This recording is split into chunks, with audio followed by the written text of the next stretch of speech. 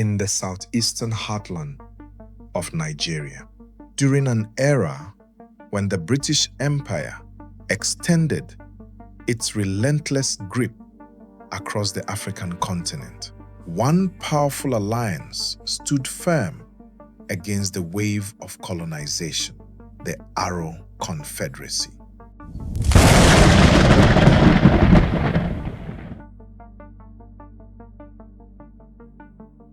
For generations, the Aro people thrived among dense forests and undulating hills. Their stronghold, the city-state of Arochukwu, emerged as a central force in the region.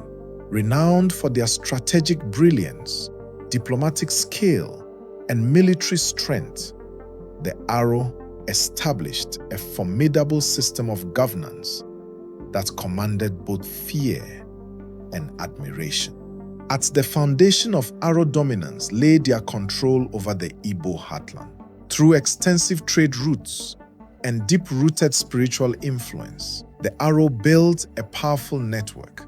They formed strategic alliances and secured pacts with neighboring communities, positioning themselves not only as shrewd merchants dealing in slaves, palm oil, and ivory, but also as spiritual authorities. But what truly sets the Aro apart was their military acumen and their unique ability to avoid direct conflict while maintaining unwavering independence. As the British Empire pressed deeper into Nigeria, having already secured the coastline, their attention turned to the interior.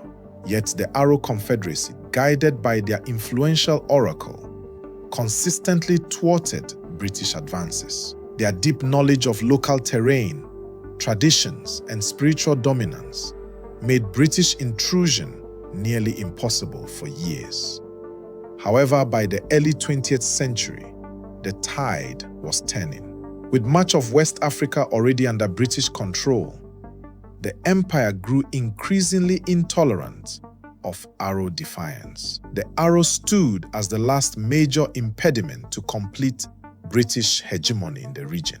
To the British, subjugating the Aro Confederacy became not just a matter of economic or political interest, it became an imperial necessity. In 1901, after repeated failed negotiations, the British opted for a full-scale military intervention. Their target was Arochukwu, the spiritual and political nucleus of Aro power. The goal: dismantle the Confederacy and extinguish its resistance once and for all. Believing their superior firepower and disciplined military would guarantee a swift victory, the British grossly underestimated the determination of their enemy. The Aro, led by warrior priests and seasoned commanders, had foreseen the conflict. Aware of the atrocities committed by British forces in other parts of Nigeria, they were fully prepared to defend their heritage, their beliefs, and their future. The invasion began with British troops under Colonel F.J.D. Lugard, launching an aggressive campaign into Aro territory.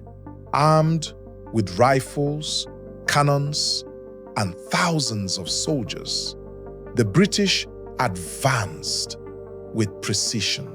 But the Aro were no strangers to conflict. Though fewer in number, their mastery of guerrilla tactics, intimate knowledge of the terrain, and spiritual conviction gave them a unique edge. They struck supply lines, launched nighttime assaults, and vanished into the dense forest, confounding their invaders. The fighting was fierce. Aro leaders, many of whom were also revered spiritual guides, employed both tactical brilliance and mystical insight. The Aro Oracle played a pivotal role in uniting the people, delivering prophecies, and invoking ancestral spirits to guide and protect them. Despite British technological superiority, they could not break the Arrow's spirit.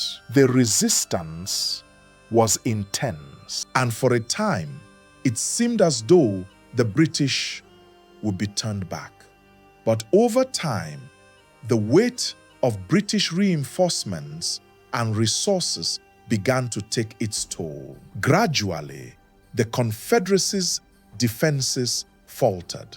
The invaders pushed closer to Arochukwu, and by 1902, after months of bloody conflict, British forces finally breached the sacred city. Even then, the Aro warriors refused to surrender. They fought with unwavering courage until the very end. Eventually, the British captured key figures, including the Aro Oracle, and dismantled the Confederacy's governance. Colonial administrators replaced traditional leaders, and the region was absorbed into the British colony.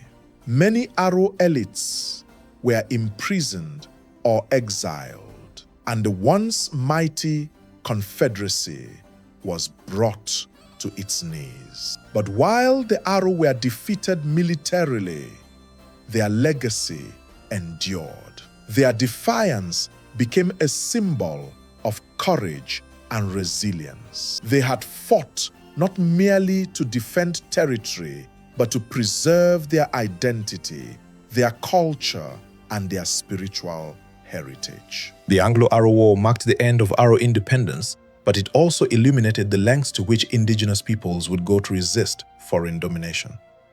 The British may have claimed victory, but they could not extinguish the flame of Aro resistance. In the years to follow, the Aro would continue to shape Nigerian history, their cultural influence remaining strong. Their heroic stand inspired future generations in the struggle for freedom and self-determination.